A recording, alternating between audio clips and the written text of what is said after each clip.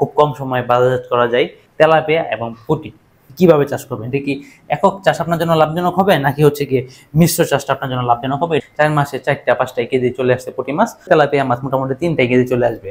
আসসালামু আলাইকুম, সকল মৎস্যচাষী ভাই বন্ধু জানাচ্ছি প্রাণঢালা শুভেচ্ছা। আশা করি আপনারা সকলেই ভালো আছেন। প্রিয় দর্শক, আমরা জানি যে বাংলাদেশে যে কয়টি মাছ চাষ রয়েছে লাভজনক এবং খুব কম সময়ে বাজারজাত করা যায়, এমন দুটি মাছ হচ্ছে তেলাপিয়া এবং পুঁটি। সেক্ষেত্রে হচ্ছে গিয়ে কোন মাছটি আপনার জন্য লাভজনক হবে, বা আপনি মাছটা চাষ শুরু করতে চাচ্ছেন, সেক্ষেত্রে কি আপনার জন্য পুঁটি লাভজনক হবে নাকি তেলাপিয়া মাছ লাভজনক হবে, বা আপনি কোন মাছটি একক এবং মিশ্র চাষে বেশি লাভবান হবেন, বা কোন মাছটি মিশ্র চাষ করলে বেশি লাভবান হবে, বিস্তারিত কিন্তু আলোচনা করা হবে আজকের এই পুরো ভিডিও জুড়ে। আশা করি আপনারা অবশ্যই সম্পূর্ণ ভিডিওটি দেখবেন, যারা হচ্ছে গিয়ে এই দুটি মাছ চাষ করতে চাচ্ছেন। যদি আপনারা এই ভিডিওটি দেখেন তাহলে আশা করি আপনারা অবশ্যই উপকৃত হবেন। আর যারা যারা আমার চ্যানেলটি সাবস্ক্রাইব করেনি তারা আমার চ্যানেলটি সাবস্ক্রাইব করে দিয়ে পাশে থাকা বেল আইকনটি বাজিয়ে দিবেন, যাতে মাছ চাষ সম্পর্কিত গুরুত্বপূর্ণ কোনো তথ্য বা পরামর্শ মিস না হয়। দর্শক, এই যে তেলাপিয়া এবং পুঁটি মাছ, দুটি মাছের কিন্তু বাজার চাহিদা রয়েছে। তবে এই তেলাপিয়া মাছের চাহিদাটা সারা বাংলাদেশে রয়েছে, তবে পুঁটি মাছের চাহিদাটা কিন্তু সারা বাংলাদেশে নেই। বিশেষ কিছু বাজার ভেদে এই পুঁটি মাছের চাহিদাটা সবচেয়ে বেশি হয়ে থাকে। তো সেক্ষেত্রে আপনি চাচ্ছেন যে এই তেলাপিয়া মাছ বা পুঁটি মাছ চাষ করতে, সেক্ষেত্রে আপনাকে প্রথম কি করতে হবে? প্রথমে আপনাকে যে কাজটি করতে হবে, দুটি মাছের জাত নির্ণয় করতে হবে। যদি আপনার সঠিক জাতের মাছটি আপনি সংগ্রহ করতে না পারেন, সেক্ষেত্রে কিন্তু আপনি এই মাছ চাষ করে লাভবান হতে পারবেন না। সেক্ষেত্রে আপনি তেলাপিয়া মাছ চাষ করে লাভবান হতে গেলে আপনাকে অবশ্যই 28 দিন হরমোন ট্রিটমেন্ট সম্পন্ন 3টি ধাপে যারা হরমোন ট্রিটমেন্ট করে থাকে তাদের কাছ থেকে আপনাকে অবশ্যই মনোসেক্স তেলাপিয়া মাছের পোনা সংগ্রহ করতে হবে। যদি আপনি কোনো কারণে এই মনোসেক্স তেলাপিয়া মাছের পোনাটা সংগ্রহ করতে না পারেন, সেক্ষেত্রে কিন্তু আপনি তেলাপিয়া মাছ চাষে লাভবান হতে পারবেন না। আমরা পরবর্তী ভিডিও শেষ পরবর্তী ভিডিও এখন যে আলোচনাগুলো করব, ওই সকল কিছু ব্যর্থ হবে যদি আপনারা এই প্রথমে পোনার জাতটা নির্ণয় করতে না পারেন। আর পুঁটি মাছের ক্ষেত্রে আমরা সাধারণত বাংলাদেশে যে থাই জাতে যে পুঁটি রয়েছে, থাই জাতের পুঁটি, অনেকে চাইনা পুঁটি বলে থাকে, অনেকে রাজপুঁটি বলে থাকে, সেই পুঁটিটা আপনাকে সংগ্রহ করতে হবে। থাই পুঁটি, রাজপুঁটি যেটা বলা হয়ে থাকে, সেই পুঁটিটা আপনাকে সংগ্রহ করতে হবে। ওই দেশি যে আমাদের ছোট জাতের যে পুঁটি রয়েছে, ওই পুঁটি সংগ্রহ করে কিন্তু আপনি বাণিজ্যিকভাবে ওইভাবে মাছ চাষ করে লাভবান হতে পারবেন না। তাহলে প্রথমে গেল যে জাত নির্বাচনের ব্যাপারটি।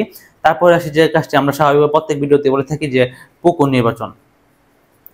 দেখেন, পুকুর নির্বাচন হচ্ছে কি মাছ চাষে এতটাই গুরুত্বপূর্ণ একটি বিষয়। যদি আপনি পুকুরটা সঠিকভাবে নির্বাচন করতে না পারেন, সেক্ষেত্রে কিন্তু আপনি মাছ চাষে লাভবান হওয়ার সম্ভাবনা অনেকাংশে কমে যাবে। তেলাপিয়া মাছ চাষের ক্ষেত্রে আপনাকে অবশ্যই আপনাকে মিনিমাম সবচেয়ে বেশি ভালো হয় 50 শতক প্লাস পুকুর হলে, 50% বেশি পুকুর হলে সবচেয়ে বেশি ভালো হয়। আপনি চাইলে 40% পুকুর চাষ করতে পারবেন, তবে বাণিজ্যিকভাবে আপনাকে চাষ করতে গেলে আমরা বলে থাকি 40 শতক বা 50 শতক প্লাস পুকুর হলে আপনি ওই পুকুরে তেলাপিয়া মাছ চাষ করলে সহজেই লাভবান হতে পারবেন। আপনি 1 acre 2 acre 3 acre 4 acre 5 acre 10 acre পর্যন্ত পুকুরে আপনি মনোসেক্স তেলাপিয়া মাছ চাষ করে লাভবান হতে পারবেন। আর অন্যদিকে রয়েছে পুঁটি মাছ। পুঁটি মাছ চাষের ক্ষেত্রে আসলে পুঁটি মাছ ওইভাবে এককভাবে চাষ হয় না খুব একটা। তবে অনেকেই হচ্ছে কি যাদের যে জায়গায় তাদের প্রজেক্টটা মাছের খামার থাকে, সেই খামারে আশেপাশে হচ্ছে গিয়ে এই মাছের চাহিদাটা থাকে, সেক্ষেত্রে হচ্ছে অনেকেই ওই চিন্তা ভাবনা থেকে হচ্ছে গিয়ে পুঁটি মাছ একক চাষ করে থাকে। তবে সেক্ষেত্রে পুঁটি মাছ একক চাষের ক্ষেত্রে মোটামুটি ধরেন আপনার 30 শতক থেকে 50 শতক পুকুরে বেস্ট হয়। মোটামুটি 30 শতক থেকে 50 শতক পুকুরে পুঁটি মাছ চাষ করতে সবচেয়ে বেশি ভালো হয়। আপনি বড় পুকুরে করতে পারবেন, যেহেতু পুঁটি মাছ ওইভাবে চাষ হয় না, সেক্ষেত্রে মোটামুটি আমাদের চাষিরা 30 থেকে 40 বা 50 শতক পুকুরে পুঁটি মাছের চাষ করে থাকে। তারপর প্রিয়দর্শক, যেটি আসে যে পুকুর প্রস্তুতি। পুকুর প্রস্তুতি হচ্ছে গিয়ে মাছ চাষের সবচেয়ে গুরুত্বপূর্ণ একটি বিষয়। যদি আপনি সঠিকভাবে পুকুর প্রস্তুতি না করতে পারেন, সেক্ষেত্রে কিন্তু আপনি মাছ চাষে সফল হওয়ার সম্ভাবনা খুবই কমে যাবে।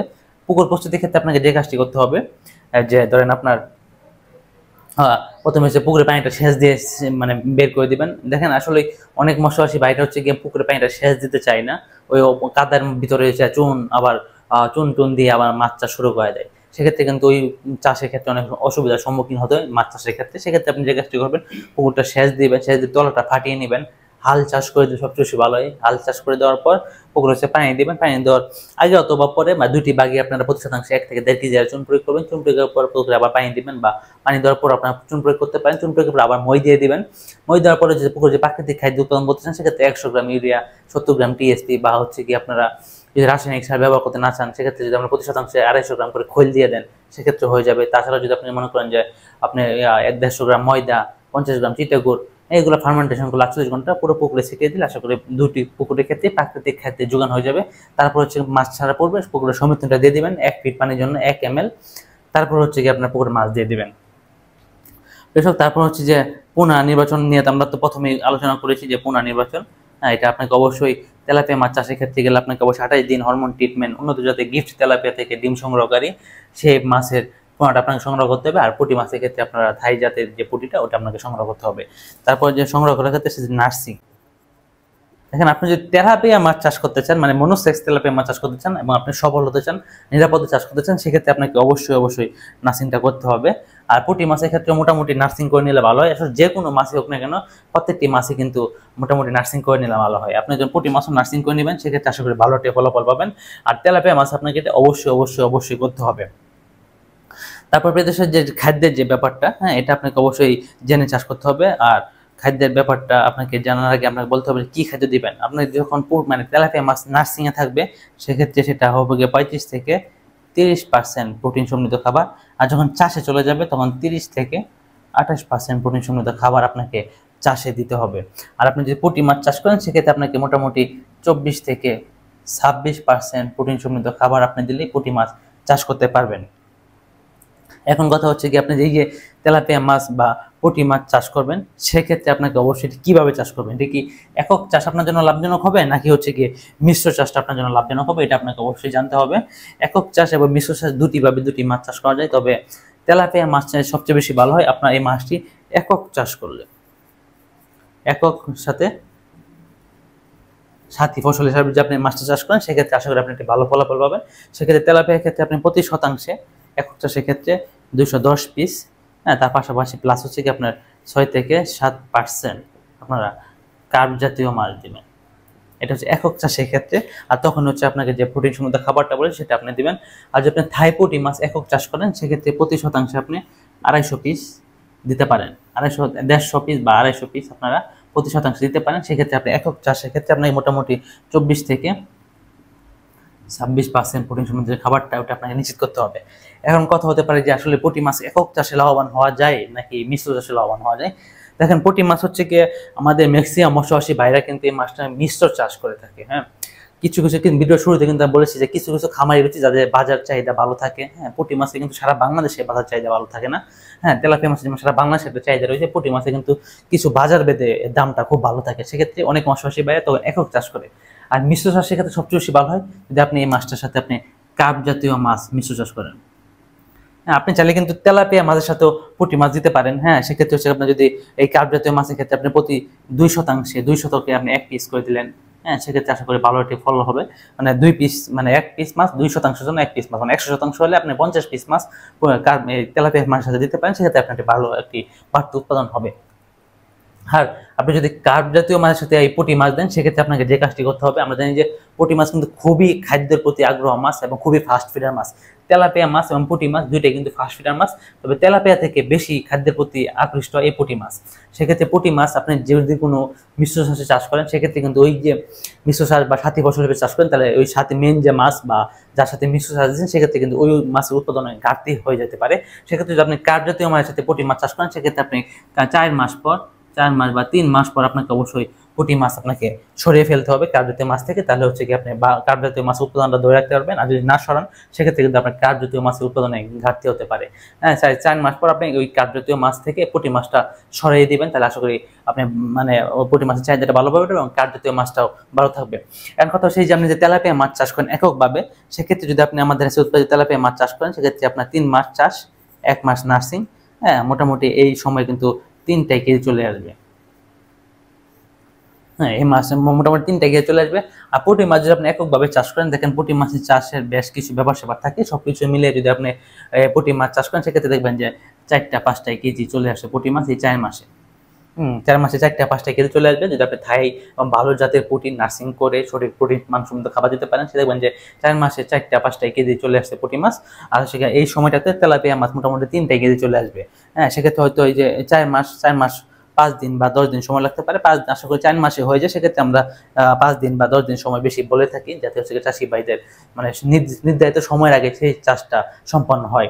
আর পুঁটি মাছ এই 4 মাস বা 4 মাস 10 দিনে যেমন 4-5 কেজি চলে আসে, সেক্ষেত্রে আপনি বাজার চাহিদা ভালো পাবেন, সেক্ষেত্রে আপনি বাজারে বিক্রি করে দিবেন। এই হচ্ছে আপনার চাষকাল। আপনি চাইলে তেলাপিয়া মাছ 1 কেজি করতে পারেন, পুঁটি মাছ 1 কেজি করতে পারেন। তবে সেক্ষেত্রে আসলে তেলাপিয়া মাছের বাজার চাহিদা সবচেয়ে ভালো থাকে 3-4 কেজি বা 2-3 কেজি বাজার চাহিদা ভালো থাকে। পুঁটি মাছেরও এই 4-5 কেজিরও বাজার চাহিদা রয়েছে। সেক্ষেত্রে আপনি এভাবে মাছ চাষ করলে আপনি আশা করি মাছ চাষ করতে পারবেন। তারপর আসে বিশেষ এফসিআর। হ্যাঁ, মাছ চাষে কিন্তু এফসিআর খুবই একটি গুরুত্বপূর্ণ বিষয়। আপনি যদি আমাদের কাছে তেলাপিয়া মাছ চাষ করেন আমাদের গাইডলাইন বই মেনে, সেক্ষেত্রে এফসিআর আসতে পারে 1200 থেকে 1300 গ্রাম। আর যদি আপনি পুঁটি মাছ চাষ করেন সেই পুঁটি মাছে দেখবেন এফসিআর আসবে 1500 গ্রাম বা 1550 গ্রাম এফসিআর আসতে পারে। পুঁটি মাছ চাষের ক্ষেত্রে অনেকের 1400 1450 গ্রাম আসে, তবে মোটামুটি 1500 থেকে 1550 গ্রাম এফসিআর আসে পুঁটি মাছের ক্ষেত্রে। আর তেলাপিয়া ক্ষেত্রে 1200 থেকে 1300 গ্রাম আপনার এফসিআর আসতে পারে। এখন কথা হচ্ছে যে এই যে পুঁটি মাছ আপনি চাষ করবেন এই মাছে কি কোনো রোগ ব্যাধি হয় না? হ্যাঁ, যেহেতু এরা জীব, প্রাণ আছে, প্রাণ থাকলেই আপনার সমস্যা হতেই পারে। সেক্ষেত্রে আপনাকে যে কাজটি করতে হবে সেটা আপনাকে অবশ্যই মাসিক পরিচর্যা করতে হবে। এখন কথা হচ্ছে যে আপনি কিভাবে মাসিক পরিচর্যা করবেন। যদি আপনি সঠিকভাবে মাসিক পরিচর্যা না করতে পারেন সেক্ষেত্রে কিন্তু আপনি মাছ চাষে করে কোনোভাবেই লাভবান হতে পারবেন না। সেক্ষেত্রে আপনাকে অবশ্যই মাসিক পরিচর্যাটা করতে হবে। সেক্ষেত্রে পরিচর্যার ক্ষেত্রে আপনি যে কাজটি করবেন, হ্যাঁ, তেলাপিয়া মাছের ক্ষেত্রে আপনার সেটা 250 গ্রাম চুন, হ্যাঁ, চুন প্রয়োগের আগে আপনারা কি করবেন, একটা উপন্যাসক প্রথমে দিবেন, হ্যাঁ, তারপরে চুন দিবেন প্রথম চুন, তারপর হচ্ছে কি আপনারা প্রতি শতাংশে 200 গ্রাম আপনারা লবণ প্রয়োগ করবেন, এটা হচ্ছে 3 নাম্বার। আর লবণ প্রয়োগের 3 দিন পর হচ্ছে কি আপনারা একটা প্রোবায়োটিক ইউজ করবেন। লবণ প্রয়োগের 3 দিন পরে যে একটা প্রোবায়োটিক ইউজ করবেন সেক্ষেত্রে আপনার পরিচর্যাটা হয়ে যাবে। আর আপনি পুঁটি মাছের ক্ষেত্রে মোটামুটি আপনি উপন্যাসক, চুন আর লবণটা দিলে হয়ে যাবে। সেক্ষেত্রে আপনার মাছ সফলভাবে উৎপাদন হয়ে যাবে। তারপরে এই সকল কিছুর ক্ষেত্রে কিন্তু আপনাকে আমি প্রথমে বলেছি যে সঠিক পোনা নির্বাচন। যদি সঠিক পোনা নির্বাচন এবং সঠিক গাইডলাইনের মাধ্যমে আপনি মাছ চাষ না করতে পারেন সেক্ষেত্রে কিন্তু আপনি মাছ চাষ লাভবান হতে পারবেন না। আর এই সঠিক পোনা নির্বাচনের জন্য আমরা রয়েছি আপনাদের পাশে। আমরা ভাই হাসান নাসিরের পরিবার 1992 সাল থেকে আমরা আপনাদের সেবা দিয়ে যাচ্ছি। সেক্ষেত্রে আপনারা চাইলে কিন্তু আমাদের কাছ থেকে এই দুটি মাছের পোনা এবং রেণু সংগ্রহ করতে পারেন। আসলে রেণু বলতে আমি পুঁটি মাছের রেণু বোঝাচ্ছি, আর তেলাপিয়া মাছের তো রেণু আমরা দিই না। সেক্ষেত্রে আমরা অবশ্যই 28 দিন হরমোন ট্রিটমেন্ট করার পর পোনাটা দিয়ে থাকি। তার প্রিয় মাছ চাষে সফল হতে হলে অবশ্যই আমাদের সাথে যোগাযোগ করবেন। আর মাছ চাষ সম্পর্কিত যে কোনো তথ্য পরামর্শের জন্য আমাদের সাথে যোগাযোগ করবেন। আজকে ভিডিওতে দীর্ঘায়িত করতে চাচ্ছি না, আমাদের পরবর্তী ভিডিও আসার আগ পর্যন্ত সকল সুস্বাস্থ্য এবং সুদীর্ঘায়ু কামনা করে এখানে বিদায় নিচ্ছি। আসসালামু আলাইকুম।